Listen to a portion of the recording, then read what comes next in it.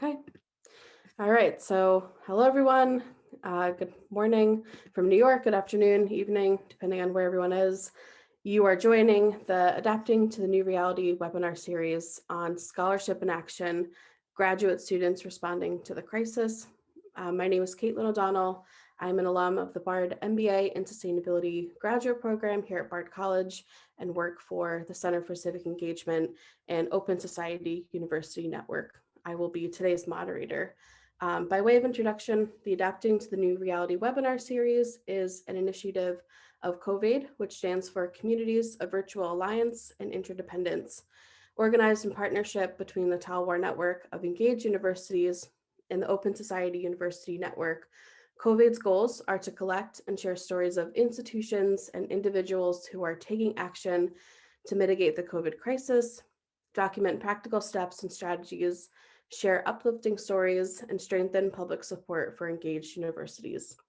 Today, we are thrilled to present the 12th webinar in our series, which will feature our very impressive cohort of COVID graduate student award winners who are being recognized for working in their communities and adapting their community engagement efforts to the challenges presented by COVID-19. And for many of us around the world, the beginning of this month has marked the 1-year anniversary of the COVID crisis. And to quote my former program director, Eben Goodstein of Bard's MBA in Sustainability program, in 2020, we left the false stability of the 20th century firmly behind. The sustainability challenges we have been foreseeing are now with us and are gathering force. In the years ahead, it is our responsibility to build businesses, create policies, and open minds to enable, adjust, and ultimately find our future. Today, we'll hear from our graduate students who are representing 4 continents who are doing this exact work. They are change makers, community leaders, and social entrepreneurs who work every day to show up, support their communities, and lead us to a more just and sustainable future. We will begin the webinar hearing from our graduate award winners and they'll present their work and experiences working through this crisis, and then we'll open up the panel for audience Q&A. Please feel free to use the Q&A chat box to ask questions for our panelists. And from here, I will turn things over to Adnan Schubert, who will be our first speaker. Adnan, take it away. Of course. Thank you, Caitlin. Please allow me to congratulate the 8th of March, the International Women's Day, to all of our panelists and members of the audience. And to begin with my introduction, my name is Adnan Schubert. I come from Bosnia and Herzegovina. I am a student at Central European University in Vienna. I'm on my second year Master of Public Administration with the School of Public Policy. And I've utilized this grant as a means of funding a documentary film on voicing the voiceless and addressing the issues of my community. I am Roma, and being Roma is quite difficult, especially when it comes to reaching out towards the academia and stepping into this realm of higher education, for which many of my people didn't have a chance, and even today don't have a chance. So therefore, I've decided to produce this documentary film, since I'm currently in Banja Luka in Bosnia and Herzegovina, which is my hometown. And I've come back here due to the COVID measures in Vienna, which had prevented me from my normal studies as well as the other colleagues. So given the fact that everything was scheduled to be online in terms of classes and everything else, I've decided to come back to Bosnia and to address the issues of my community and use the film as a medium for doing so, because I really want to examine the effects of discrimination increase in terms of COVID-19 and my community, the Roma people. I'm open for any further questions, and I would leave some room for the other panelists to introduce themselves as well. Thank you. Thank you, Adnan. How about Andy? Would you like to present? Sure. Again, just thank you for selecting the New Blue Project to participate in this. We are forever grateful. My name is Andy Saunders. I am a graduate student for my master's in public administration at Rutgers in New Jersey in the United States. I actually also taught in Newark, New Jersey, where the university is located. So it's very much close to home for me. For me, I am the co-founder of the New Blue Project, which does two things. The New Blue Project recruits and supports leaders who are representative of the communities they serve through policing. As I'm sure folks have seen in national news and also worldwide news, we believe that inequity in policing is the United States' most pressing social issue. And after the death of George Floyd this summer, my co-founder and I stood up and said, we have to do something about it. And so the New Blue Project recognizes that we are just one crack, one solution amongst many to the systems of inequities in our country. But when you do have a critical mass of different solutions working together, we truly believe that we can make policing more equitable and repair the relationship between low-income communities of color and the police, which has just consistently been damaged and redamaged time and time again. We will be using this grant to help us recruit. So in the United States, there are several barriers for low-income people of color to actually join the police force. Some of those barriers are historical and not new. Other barriers are indeed new in light of COVID. So just to give an example of one structure that is not new, we see that police academies are often unpaid. So if I am a low-income person of color, it is very unlikely that I am able to take the risk of going to the police academy and not being paid for 4 to 6 months. You've got to think about student loan debt. You've got to think about being able to pay rent, being able to put food on the table for your family. If I'm not promised a job at the end of the police academy, that is a huge risk. So the New Blue Project, when folks do give to New Blue, the vast majority of the money goes directly to paying cadets throughout the entire academy so that they can indeed take on a role in policing. A example of a barrier that is new to recruiting folks is indeed the COVID-19 pandemic. So we are seeing in the United States, communities of color are disproportionately impacted. I saw a statistic the other day that said even with vaccines, low-income communities of color are receiving less of the vaccine. So you think about these additional barriers to be able to go out there, find a job that is very much a public-facing job. Police officers have not stopped their job in light of the pandemic. This is just one additional structural barrier. And so our recruitment process right now has launched largely virtually, where we are meeting with top prospects via Zoom, actually being able to conduct their interviews over Zoom, being able to get them to meet with different chiefs of police to be able to assess their competitiveness, and et cetera. So it has been quite a challenge to find folks virtually, but again, this grant has been very, very helpful in allowing us to do things such as purchase LinkedIn licenses and Zoom licenses and such. So we are, again, just forever grateful. I'll pass it back to you, Caitlin. Thanks, Andy, so much. That is just such important work. And I'm so excited to see it get launched and follow along. Yeah, thank you.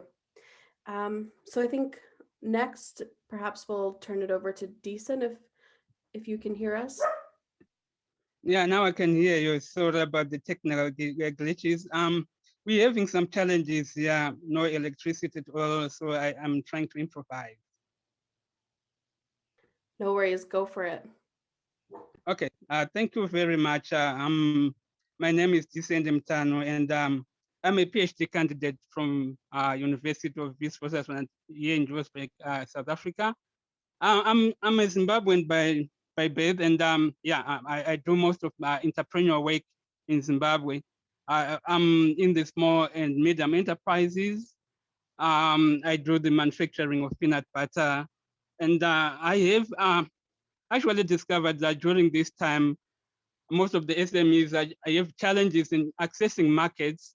So I have been training these entrepreneurs in terms of how they can market their products digitally using digital technologies like social networks, the websites for these smaller companies.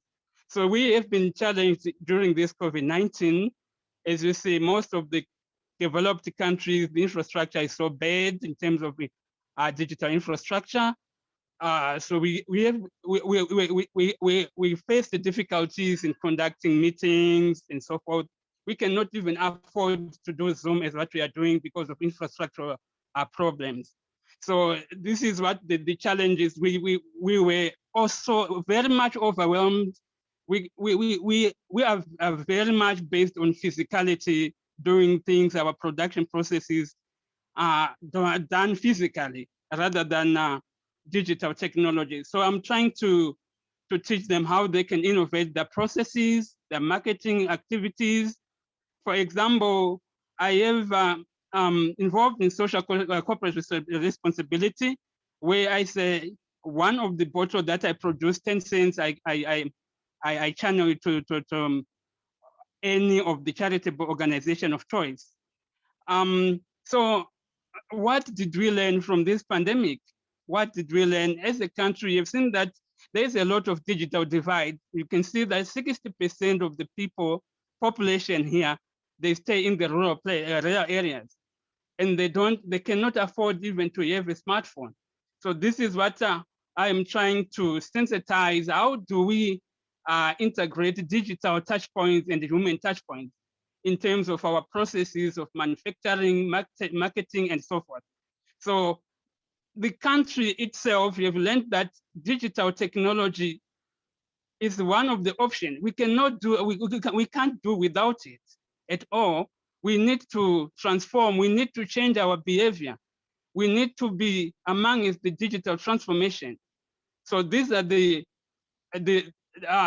challenges that COVID-19 have brought to us. So my objective is to see the country being digital savvy, like using the automated robots in our processes. But it's going to be a very long challenge because the country itself has no infrastructure in place. So it's different from the United States where people can interact using digital technology. But you could see that people are coming up. They're using WhatsApp for their marketing. They're using Facebook for their marketing. They're also trying to design websites for their marketing. Thank you very much. Thank you, Decent. It's such an important point to raise about the inequities that exist throughout the world with infrastructure, and it's a huge issue. So thank you for working on it and surfacing it and supporting entrepreneurs in your community. I'll turn things over to Rose as our next speaker. Okay, thank you so much. My name is Rose. I'm from Kenya. I work and study at Mount Kenya University. I'm doing Masters of Science in Information Technology, and I'm majoring on cybersecurity. My project for this is Light and Empower, whereby we are focusing on lighting up 200 homes and providing them with solar lights. There's a certain solar light that we have come up with, and the solar light will be used we'll give it to the dwellers, the slum dwellers of Kendutu slum.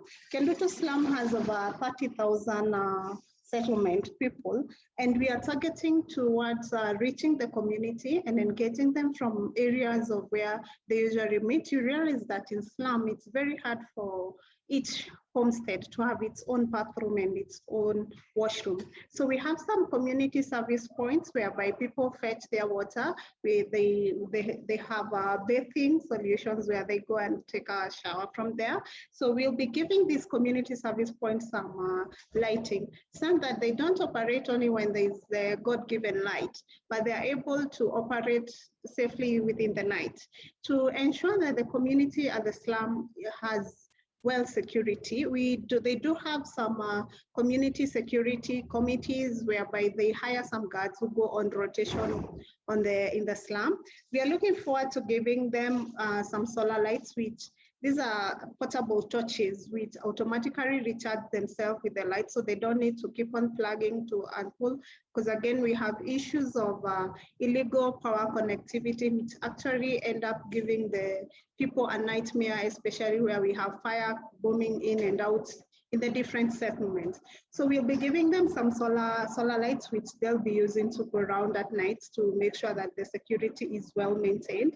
And above all, I think the easiest way is for us to feed the community, whereby for the roadside kiosk and the people who are having businesses in the slum, you find that there are these young entrepreneurs who normally sell, even starting from peanut butters on the road. You have some people who are selling some groceries, they're cutting vegetables, and they're limited in terms of their working time, because when the darkness comes, it's actually a struggle. You either have clean groceries or you get groceries which are not well cleaned up. So we'll be giving them some solar lights. This way they'll be able to push their working hours, and in pushing their working hours, they'll be able to serve the community. And again, they're going to have some more money that they can use for their future and to feed the people. If you look at the slum, because of the illegal connectivity, and also because of some parts in the interior don't have light, they normally use the portable lamps. And to an extent, they are an issue because they do produce some soot. When you have those kerosene lamps in the house, they are a hazard to you because of your eyesight. If you continuously smelling them, you'll have issues with your breathing. And again, in case it falls down, or for instance, a student or one of your son or daughter was actually studying using it and happens to fall asleep and knock it over, then that means you have no house the next day, because the fire will actually burn everything to ashes. So we are looking toward partnering with the terrorist network, and now going down to reach the people. If you look at how the COVID have actually hit us, we've had days where you wouldn't actually work in Kenya. We were on lockdown, you were in no operation, so you are at home all alone. If you can't be able to actually even be secure where you are, you're afraid of your network, of their security, you can't walk allowed to use the basic facilities. And then you see most of these things, like the call of nature is actually automatic. You really have to do it. And if you don't, you can't walk around. You'll have to be forced to use what is nearby.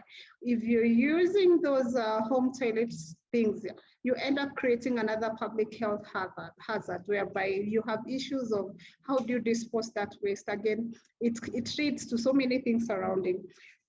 So we are looking forward to actually going and helping the community reach this.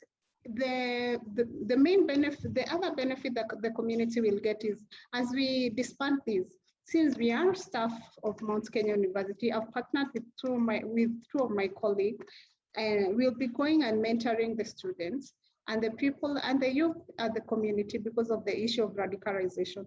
In fact, there's so much political radicalization where these people are idle. So if you tell them, come and campaign for me, they'll actually be running to get that $1 so that they can sustain themselves. But when they do that, there's a lot of things that they are going to miss. And there are a lot of things that they are actually going also to get themselves into, issues which we can actually even help. There's also the other issue of drug and substance abuse, whereby right now, honestly, with a lot of depressions which are going on because Corona came in, there's no job, there's no money. You find that with the little people have, especially in the youth, they are very idle. They don't even know what to do. So most of them are actually getting into issues of drug and substance abuse as a result of peer pressure. And also we look forward to actually going to them and helping them. As a country, we have really been roughed up badly with by Corona. You can see the cost of products have actually gone so high. You find that 2 kilograms of wheat, or not even wheat, of maize flour, which is commonly consumed here in Kenya, is above $1. And most of the people who live in the slum actually live below $1 a day. So it's really so hard for us, and we are actually just trying our best.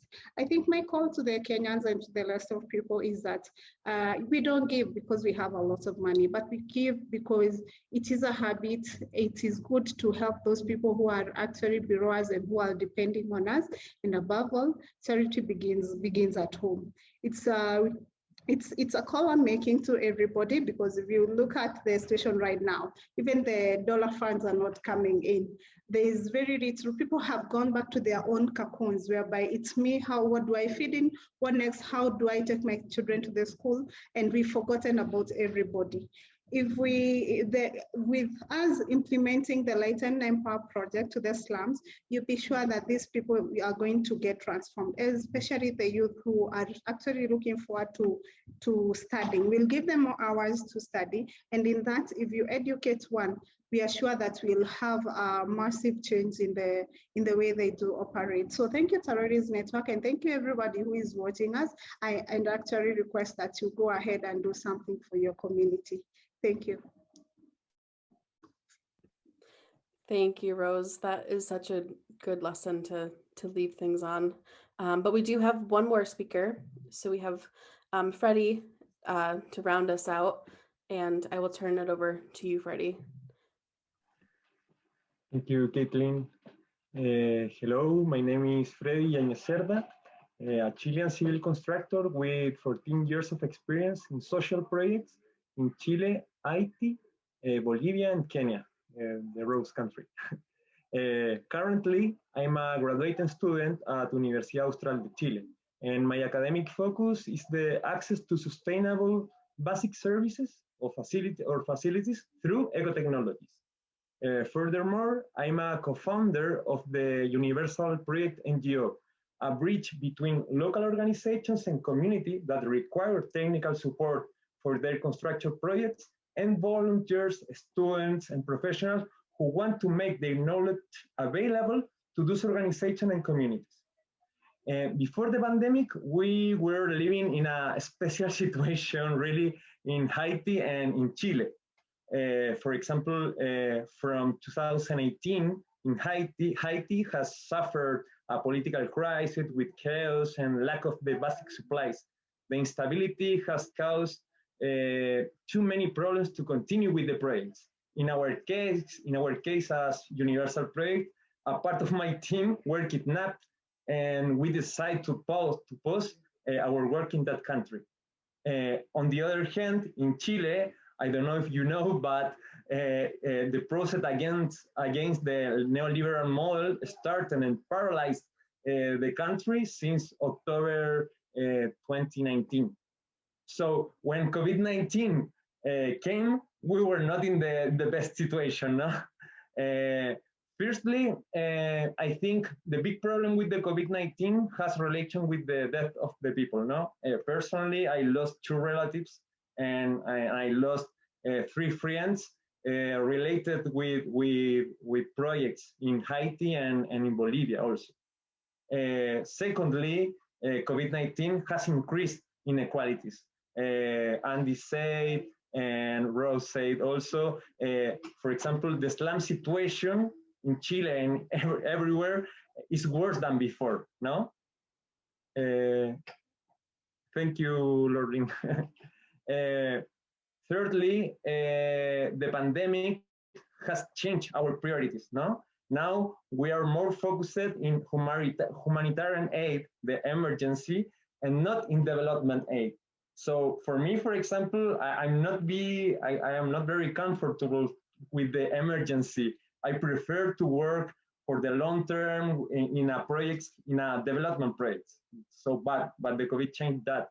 And finally, I think the impossibility to work in the field in general didn't allow better empathy process with the communities. This is like a big problem now. So Currently, I'm working in 3 projects, a course of social innovation at Pontificia Universidad Católica de Chile, an update of an open library, open access library of ecotechnologies with Universidad Autónoma de México, Nacional Autónoma de México, and a mobile school of ecotechnologies with my NGO. With a colleague from Universal Project, we have been teaching a course called Social Innovation in Construction at Pontificia Universidad Católica de Chile. With the service learning methodology, we already have developed 7 projects by semester from 2019. But the impossibility to work in the field affect our results and the student engagement. For that, we work in network with NGOs, communities, and local governments to know the reality through video calls and permanent communication.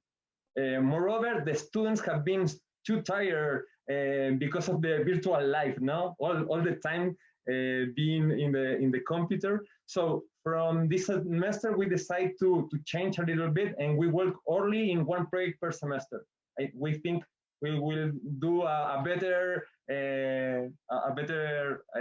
results with that way. So the other 2 projects have relation with ecotechnologies, and I want to share 2 slides about that.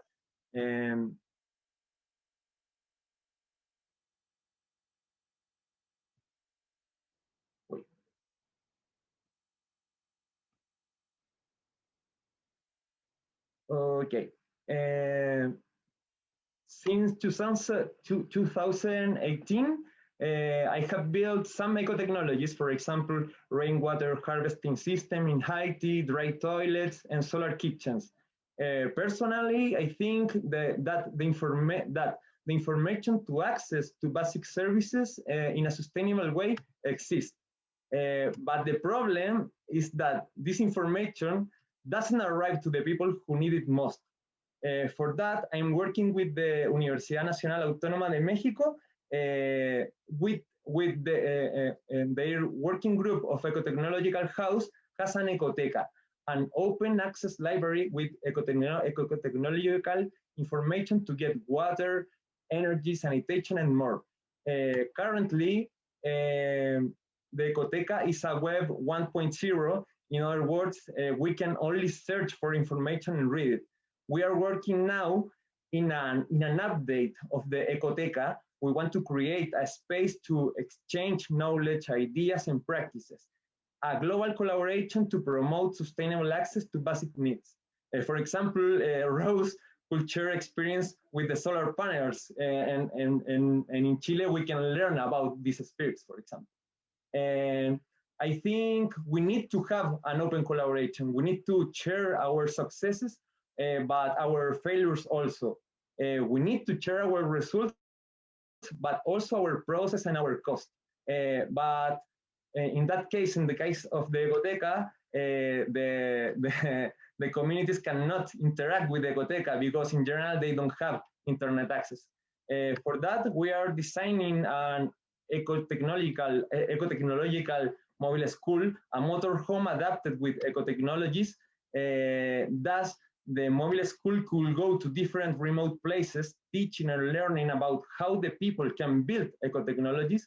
So the mobile school will be an interface between the Ecoteca and the remote communities to innovate, validate, and improve projects.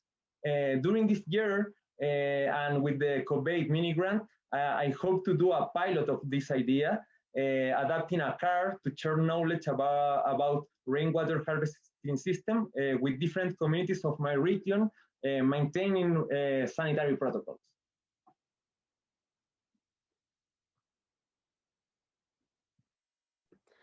Thank you, Freddie. That's very exciting. Wow. I think at this point, I have a couple questions, but I'm wondering if the panelists have questions for one another, if someone had an idea that was sparked. I think the point that both you and Rose raised, Freddie, is that sharing of information and experiences. And so it would be great. I'll just open the floor for any of the panelists to ask questions of each other. while we have this opportunity. Yeah, so maybe Adnan, I saw your hand raised first, and then Rose, you can jump in after. Thank you very much. Well, after hearing all the participants in their kind presentations, I couldn't help but notice some of the similarities in the lines of work that we are all in. For example, I've been an activist in the world of Roma for the past 20 years, which means ever since I went to high school. Even before that, I was an activist with 37 projects for the 300 Roma in my community. And as a project manager, I can see that there are these different circumstances in which we are found, but then again, we are faced with almost the same problems. And since the problems seem quite universal, I think that the solutions to the problems could be universal as well, because in my view, I only believe that strategic funding of these different projects and strategic approach to the community itself are the real tools and methods on how to resolve these issues. But my question to all of the panelists is not whether they would or wouldn't like to cooperate on this, because I really believe that we share a consensus on the matter. But my question is, how would you implement such a model in the light of COVID and in the light of these new circumstances in which we basically are prevented from any kind of more direct engagement with the community?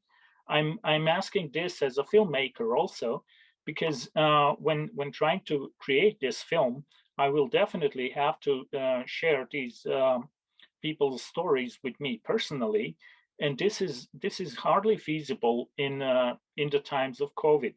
And then talking about social entrepreneurship and all these different eco-friendly solutions and all other areas that we've mentioned, how do you, as panelists and participants, envision all of these issues to be resolved? And are they ever able to be resolved on our behalf? Thank you.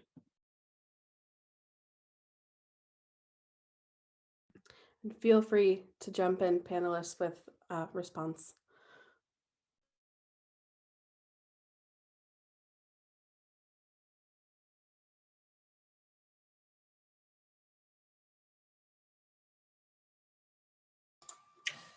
Yeah, I think it's a great question.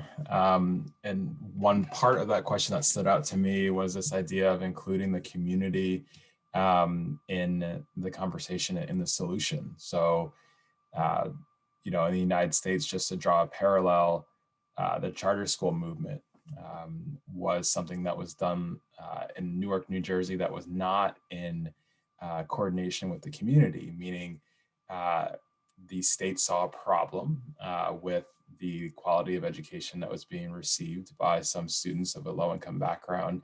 And at that time, Cory Booker, who was the mayor of Newark at the time, brought in a solution, money from actually Mark Zuckerberg and through others, and kind of announced that policy change of this kind of shift to reform schools there to the community without asking the community if that's what they wanted. And that's been, you know, more than a decade ago at this point, and still to this day there is tension between a solution that was not created by the community being imposed on the community. And so I think it's important to find solutions in ways that we can be in conversation with the community given the global pandemic. One thing that we're doing at New Blue to try to include the community is this idea of co-production.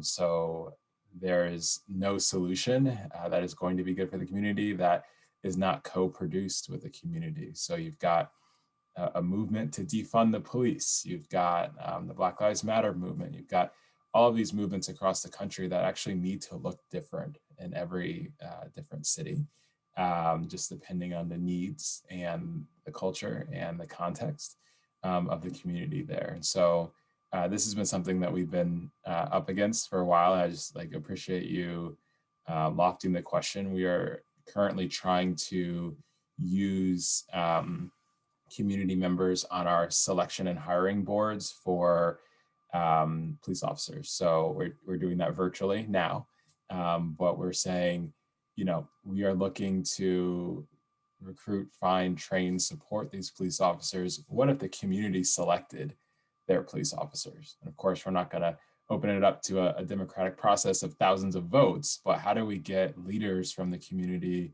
to represent their neighborhoods and to sit on the hiring board and say, okay, these are the leaders that we want. These are the police officers that I want to see in my streets, in my neighborhood, and really give them more of a percentage of the vote or of the decision-making process than, say, police leadership or New Blue leadership, really letting the community lead there. So I know that only starts to touch on your question, but I had to say something about this idea of co-production and ensuring that the community voice is part of the solution.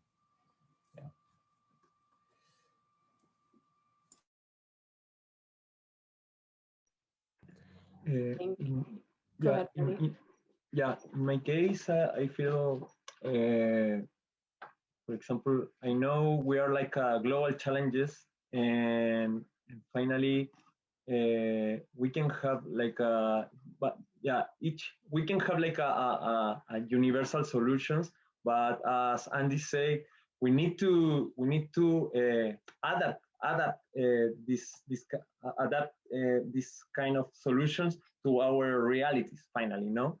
In general, I feel as professional, as students, as graduate student, we communicate a little bit more. Maybe not enough, but we communicate. But the communities in general have maybe the same problems, and they don't have the opportunity to communicate and to integrate the different realities. You know, I don't know if the Roman people can. I know the Roman people can learn about the discriminatory process in US and in the from US the same for Roman people and from Mapuche people in the Llanos in the south of Chile, you know. So in general, I think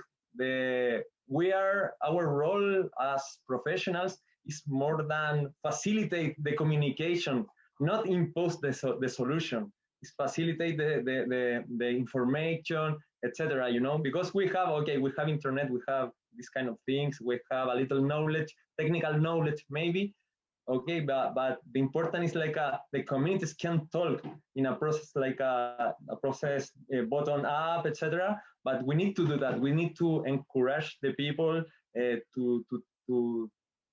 to resolve their problems finally, but facilitate the information of the other communities. I think this one is like the way to continue with that.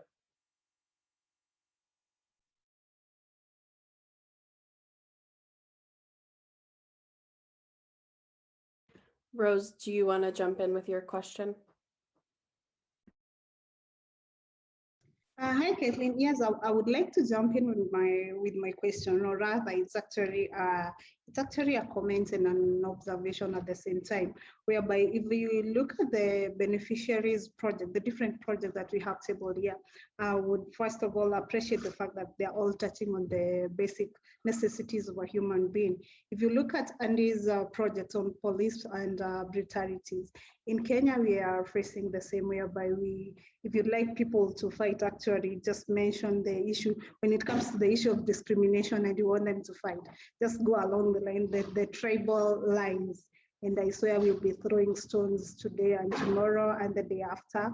And it will call for some extra people to come in and actually talk about peace. So I'm saying that they are actually affected by the issues on how do we embrace the police to actually come in. I'll give an example of some few days ago where we had a by-election at Matungo, and actually when the political leaders were involved in issues, they fought actually with people, and the police had to come in, and at some point you get even the police dragged into the fighting. There's everything going north, yeah. And I'm looking at us learning toward each other on actually how we can help build build an environment that we can all dwell in, how we can relate well with the security officers from there. Here we hire some guards at home, and then you have the police, you have some community policing. Again, I would like to look at the issue of Adnan using the documentary films to actually give the state of art of what is happening down there. Yeah? If you look for a documentary, I'm sure that other people are also facing the same issues. The advantage of a documentary is that it's going to be online. So the repercussion of the documentary can be seen out there, where even other countries like ours, I know sometimes you'll need to look for lobbying and advocacy. You'll need to find a way of getting people to actually see. And I do believe that by people seeing the documentary will actually change the mindsets of the community down here. And if they were about to fight or to have a major disagreement, they can change. And once there's a time you can actually think that probably I'm doing worse. But once you see somebody else who is actually doing even more worse than you have energy to face the day and actually move on. I'm also comparing what Decent is doing in South Africa. He has said that he's dealing with the peanut butter manufacturers. I believe I first of all gives him a thumbs up for helping the SMEs. I know they do struggle before they actually are able to function well. In Kenya, in terms of digital marketing, we have some organization like Safaricom is doing what we call the DigiFarm, whereby it's going down to the farmers, encouraging them and getting them on their platform where they can get things, or they can get the things they need, like the product for farming, and then later on after they look for them, the market, and actually help them move far. So if we go on and learning with each other and what each country is doing and what each member is doing, I do believe that we can go far. Talking about Fendi with the housing project and Rodriguez, who from Canada, going on the same, still on the housing and using the bubble, you do resonate with me that the basic needs of shelter is highly needed. The slum dwellers, I do believe that we can use one of two inside of these to actually help them from staying in the shanties and actually having a good home. I've seen Freddie give an example of a dry toilet, and I do believe that can be an added advantage to them, apart from using the community and using what the basic one they throw in the morning. That's disgusting, but I think that's what they are able to offer right now. We can be able to give them such, and then we'll actually be helping each other. The Terrorist Network has actually been has been a good mentor to other people who may want to actually do this, help build each other. I believe you've been able to expose us to even hear from what the other people are doing and actually help our societies know how to deal with that. Since the document on what the mini graduate winners are doing is online, I do believe that this will also be an impact to the other people who want to do something. They can actually have this going down. I think it will be good for us to improve our way of life from the slum, even to the middle class owners, where if we have the bubble and they are affordable, I think it's better than paying rent in today's economy. So I think, thank you, I'd love to submit from there. Thank you, Rose. And I see your hand raised, Decent, so go ahead and jump in.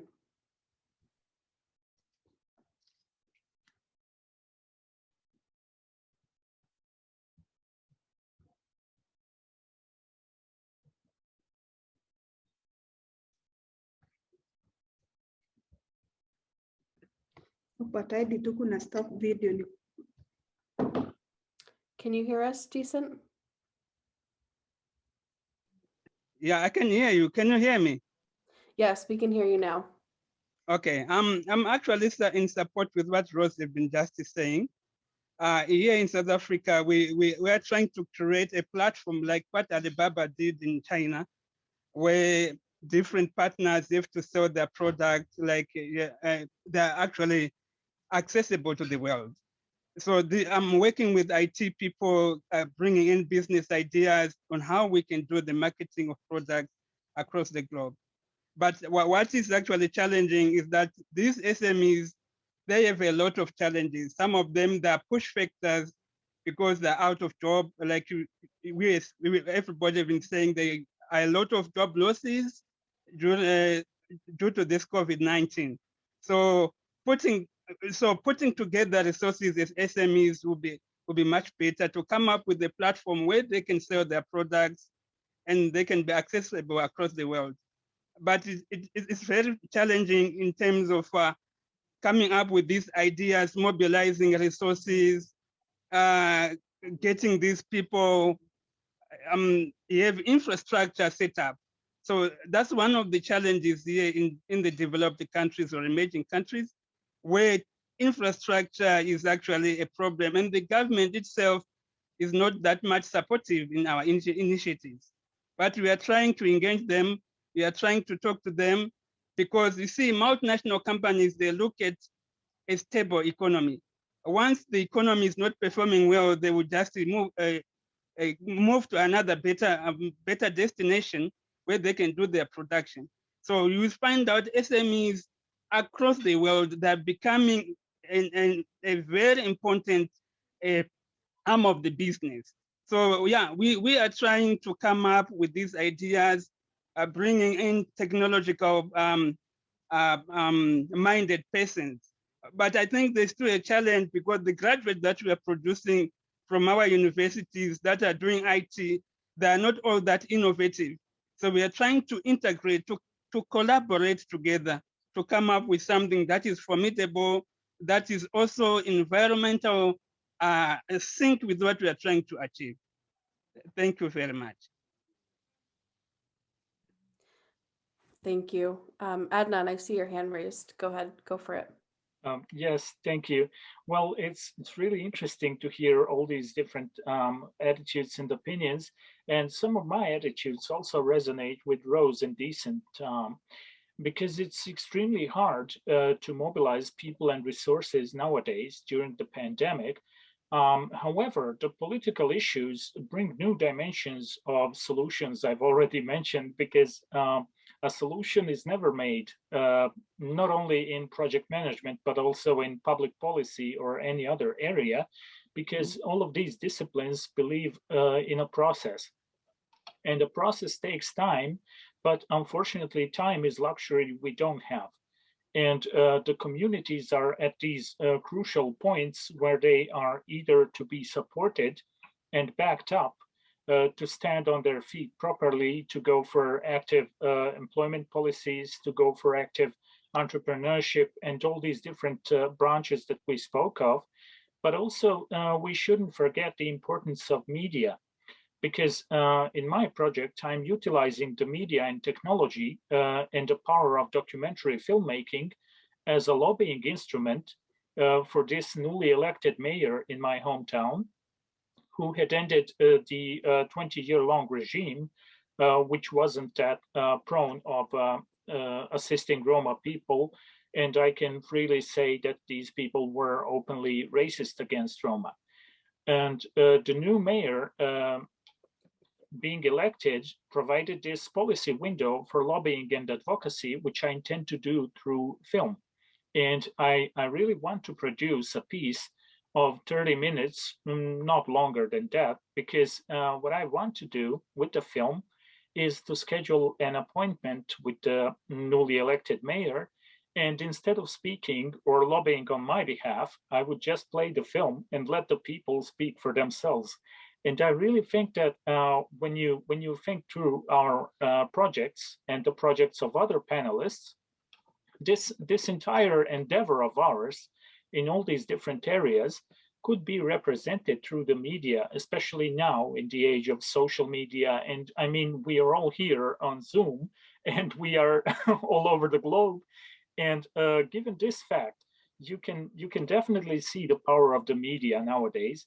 And what I really want to do is to encourage all the other participants as well to be more open towards advertising what they are doing. Because if you are not publishing, if you are not present in the media, and if you are not open about your project, you are highly unlikely to attract anyone or even to mobilize the community. But then again, I come back with a question. How feasible is it to mobilize the community given the limitations behind COVID-19, and especially given the funding limitations, because numerous organizations which used to fund a variety of projects have stopped doing so. Thank you. And just jumping in here, I think we should leave this as our final point. I think that's a great question to end things on. So looking ahead, you know, towards our medium, towards our near-term future. So go for it, Decent. Okay, this is very important question. I feel that here in Africa, people are they're donor syndrome. When like if you look at this natural disaster, people are thinking, who next should help us?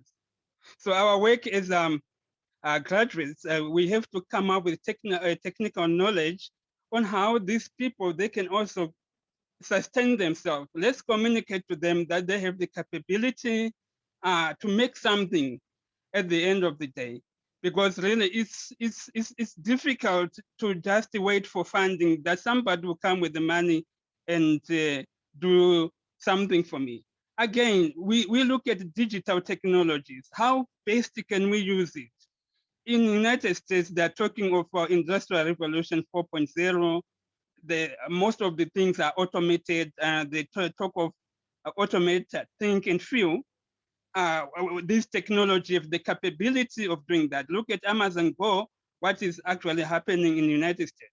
But you don't see this in Africa because the government is so rhetoric, you know.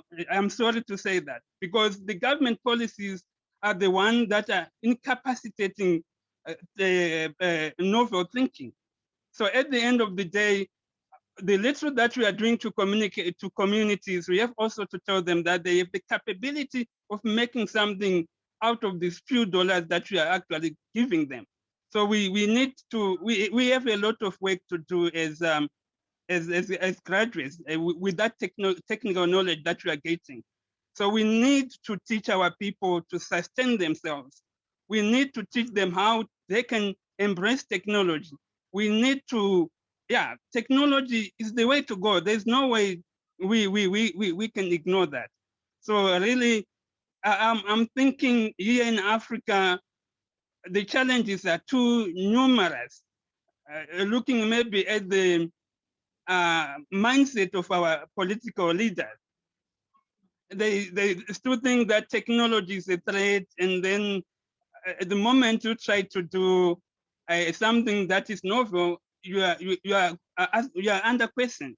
So that is the challenges that we have here in Africa. Thank you very much.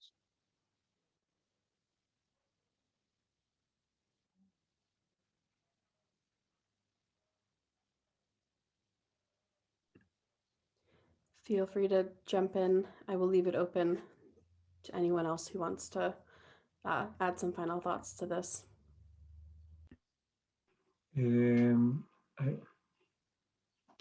With the question, with the Adnan question, I think, I don't know, in my experience, now we are in a very difficult situation. We need to be very creative to continue our work, you know. For me, in the course at the university, it's very difficult to promote the civic engagement of the students with, for example, with the homeless, and when they don't have a relation with the people, you know, when you really engage with others, and when you know the others, you know, when you know my friend from Haiti, her name is Linda Sandy, you know, and she don't have water, I don't know, so I can mobilize with that. If I don't know Adnan, but when you see a documentary, now you have a lot of documentary, it's a lot of information, problems around the world, you know, and it's very difficult for me, in my case, the documentary or the social media, etc., has a limit. as a limit, because yeah, you can a problem in Bosnia Herzegovina, okay, another problem in Congo, another problem in Chile, in Brazil, etc. You know, so I cannot, in my case, I cannot to engage with others in that way. You know, I need to be on the field. I need to work with others, and I think this is like the worst situation now. We cannot to go and I don't know and work with others and feel the others, you know, the others' reality.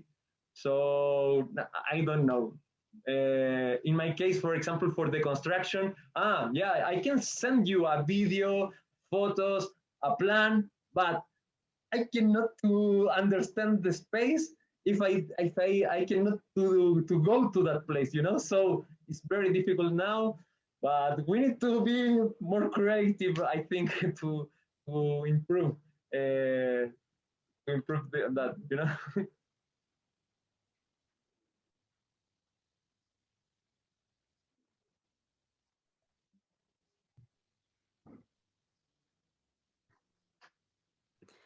Other thoughts from people? I agree with your point, Freddie. I think perhaps the future will be a combination of a rise in digital connectivity while keeping that, in-person energy, with field work. So I think there's room for both of those aspects, hopefully. Yeah. Final thoughts before we wrap things up?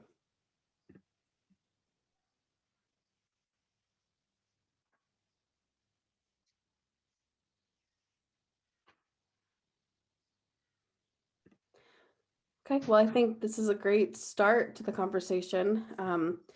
We have a lot of work to do, and I'm excited to see what this group can do for one another, because part of this award is to get everyone in conversation and to facilitate those connections that everyone has brought up. So yeah, I want to thank everyone for attending, thank our audience. There's a lot of lessons that can, taken away from this. Yeah, I'm very excited to see where everyone's projects are going. Adnan, I hope you can send us a little sampling of your documentary. Really interested in seeing that.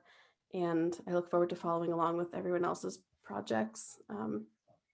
Yeah, thank you so much. Thank you. Bye, thank you. This is great. Thank you very much. Bye. Thanks, everyone. Take care. Have a good week. Thank you very much.